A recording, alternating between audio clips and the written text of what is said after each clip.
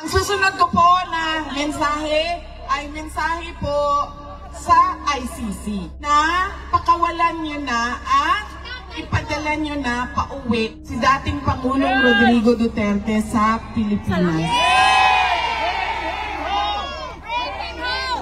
Dahil gaano man nasabihin nila na wala na kami kung paano siya kinuha, dinukot, kinidnap doon sa Pilipinas, ang importante ay nandito siya sa amin at tutuloy yung paglilitis, ay dapat hindi ganon. Dahil, di ba, sila yung nagsasabi, lahat may human rights. So dapat ibigay din nila yung human right ni dating Pangulong Rodrigo Duterte na ibalik sa Pilipinas at i-check ng ating mga lokal na korte kung karapat-dapat ba na siya ay ipadala dito sa The Hague. Kaya dapat po hindi natin tigilan ang panawagan natin ICC to send him home. At huwag natin tigilan ang panawagan natin doon sa loob ng Pilipinas na lahat sa ating gobyerno ay dapat nila bring him home. Bring him home! Bring him home! Bring him home! Bring him home! Bring him home! Hindi po dapat ipikit ng korte ang kanilang mga mata na sila ay walang jurisdiction sa kaso. Nagsimula sila sa kanilang investigasyon 2 taon matapos tayo umalis sa pagiging miyembro ng ICC. Hindi po pwede yon na kahit kailan pwede ka mag-imbestiga. Dahil ibig po sabihin nun, kapag sinabi mo, 5 years from now, mag-iimbestiga ako. 6 years from now, mag-iimbestiga ako. 20 years from now, mag-iimbestiga ako. Hindi pwede yun. Ay, ibig sabihin nun, wala nang katapusan. Nakakabulin ka pa ulit-ulit. Kaya wala na silang jurisdiction sa kaso na ito. Huwag nilang ipikit ang kanilang mata sa pagkidnap sa ating dating Pangulo. Kaya kailangan, huwag natin tigilan. Paulit-ulit ang panawagan natin, ICC, send him home. Yun lang ang hinihingi naming lahat, mga Pilipino buong mundo. Ibalik ninyo sa amin ang aming dating Pangulong Rodrigo Duterte. Yeah! Isang mapagpalang araw po mga kababayan at welcome po ulit dito sa ating YouTube channel at tayo po ay magkakaroon na naman ng another reaction video patungkol nga po dito sa naging speech po ni VP Sara dyan po sa The Hague, Netherlands. Ito po yung pagsa-celebrate niya dyan ng 47th birthday niya. Kasama po si Senator Amy Marcos at ang kanyang ina na si Madam Elizabeth Zimmerman. No? Ito po nga video clip na to ay nakuha natin from SMNI. Short clip lamang po ito at ito lang yung gusto kong i-highlight dito sa buong naging speech ni VP Sara dahil muli nating narinig no, ang panawagan ng isang Vice President ng Pilipinas na kung saan kinalampag niya no, ang ICC na dapat pakawalan itong si PRRD no dahil wala na nga pong jurisdiction ang ICC sa ating bansa. So ayan po yung pinaninindigan ni VP Sara at yung napakarami pang mga magagaling sa international law no. Dahil alam naman po natin ito ay available din po sa mga internet no. According sa ating na research na kumalas na nga po ang Pilipinas sa pagiging kasapi ng Rome Statute noong March 2019. Kaya ito po yung parang pinanghawakan po ngayon ni VP Sara na huwag magbulag-bulagan itong ICC at tuluyan ng pakawalan at ibalik sa Pilipinas ang dating Pangulo. Dahil nga naman ang Pilipinas kung maaalala ninyo gumagana naman po ang justice system natin dito no. Talaga namang na nagbabayad din yung mga tao na nagkasala lalo na sa mga politiko no na nagkasala. Marami naman tayong kilala na talagang nakulong no at pinagbabayaran yung kanilang mga nagawang kasalanan kung meron man. So bago pa natin pag-usapan ng malalim to mga kababayan, ano nga ba yung International Criminal Court or yung tinatawag na ICC? Kasi hindi lahat sa atin mga kababayan ay alam ano nga ba yung layunin nitong ICC, no? Actually, maganda naman yung layunin nila dahil ang layunin nila ay panagutin talaga yung mga may mabibigat na krimen o may mga nagawang pagkakasala, lalo na nga yung usaping genocide, crimes against humanity, war crimes at crime of aggression. So in this case mga kababayan, kay PRRD, siya po ay kinasuhan ng crime against humanity dahil nga po dito sa naging kanyang programa na kung saan na inano niya talaga yung mga drug addict, mga pusher, mga drug lords.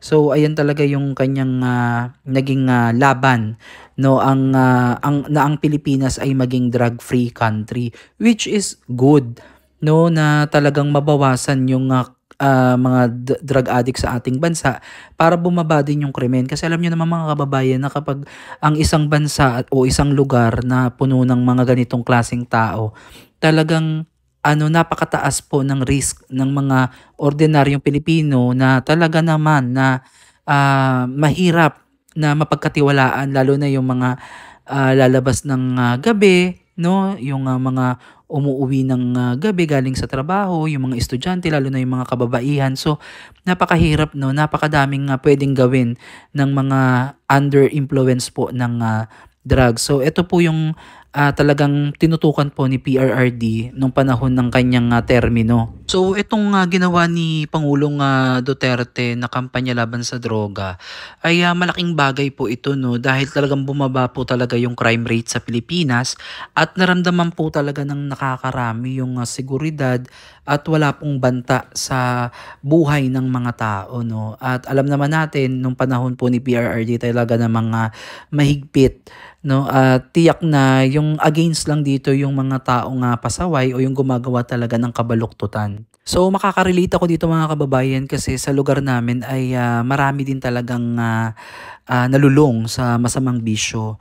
At sa pag-upo po ni PRRD at panawagan niya na sumuko na at magbagong buhay, magparehab or sumurrender na, no, sa kanilang mga ginagawang hindi maganda, talaga namang nabawasan, no, talagang ramdam mo talaga na at peace na yung aming lugar at napanatili na yung walang gulo, wala nang bigla na lang may maghahabulan ng saksakan or what. So wala na, tahimik yung namin at thankful din ako dahil yung mga involved sa ganitong kabaluktutan ay nagkaroon ng panibagong buhay. Kumbaga, nagkaroon sila ng trabaho, sila ay na-involve na sa mga sports. So, napakalaking transition ang nangyari during PRRD's time. So, wala akong nakikitang nagsisigarilyo sa kalsada, walang mga nakahubad, kasi nga syempre may mga bagansya, di ba? So, napakalaki ng impact po ni PRRD sa buhay ng mga tao, especially sa lugar namin na talagang naramdaman talaga. Bukod syempre sa aming naging chairman na syempre siya din yung naging tagapagpatupad niya, no. Kumbaga sumunod yung mga kapitbahay namin na gumagamit nga nung panahon na yun. At up until now, no, awa naman ng Diyos ay sila ay may mga pamilya na, maayos na ang kanilang buhay, mga naghahanap buhay na ng marangal.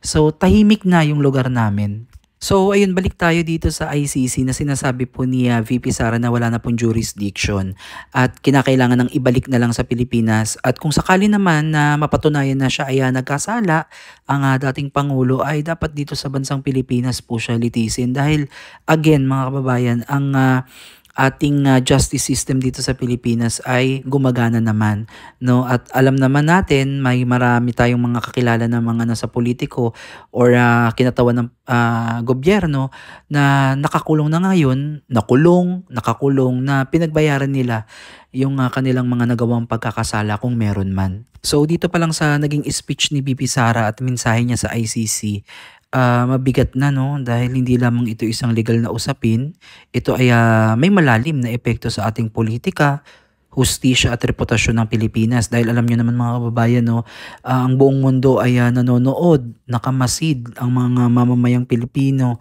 at madalas headline pa tayo sa ibang bansa. So narito ang ilan sa mga pangunahing epekto, no. Siyempre itong nangyayaring pagkakakulong ni dating Pangulong Duterte din yan sa ICC. So ito ay nagbibigay ng parang pagkakataon upang makamit ang hustisya ng mga naging biktima nung kampanya laban sa droga, yung mga naabuso kuno na sinasabi nila. At syempre bukod diyan, yung pagkakahati-hati ng opinyon.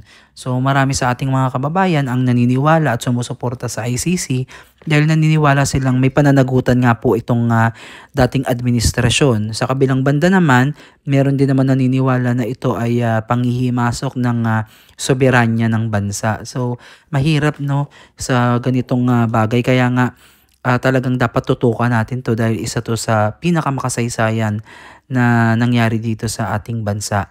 At bukod dyan, yung takot no at pag-asa. Ang ilan ay natatakot sa posibleng epekto ng investigasyon sa seguridad at ekonomiya, habang ang iba naman ay umaasa na ito ay magdadala ng pagbabago sa sistema ng hustisya. So kaya nasabi naman ni BP Sara mga kababayan yung about sa human right na ibigay dapat kay dating Pangulong Duterte ay dahil ito nga po yung layunin ng ICC, no? Yung karapatan at kalayaan na likas sa bawat tao, anuman ang lahi, kasarian, relihiyon o paniniwala. Sa mas malawak na kahulugan, ito ay hindi lamang tungkol sa kalayaan at pagkakapantay-pantay, kundi pati na rin sa dignidad, katarungan at paggalang sa bawat individual. So respetuhin po natin sana no yung justice system ng bansang Pilipinas at kilalanin po natin no, dahil para sa akin no parang nakakahiya naman para sa mga hurado, para naman sa mga judges sa ating batas dito sa Pilipinas na parang ginawa mo namang imbalido no, na hindi gumagana at kinakailangan mo pang dalhin dyan yung nagkasala samantalang pwede mo naman litisin dito sa Pilipinas. So kayo mga kababayan, ano yung comment nyo dito sa naging speech ni BP Sara?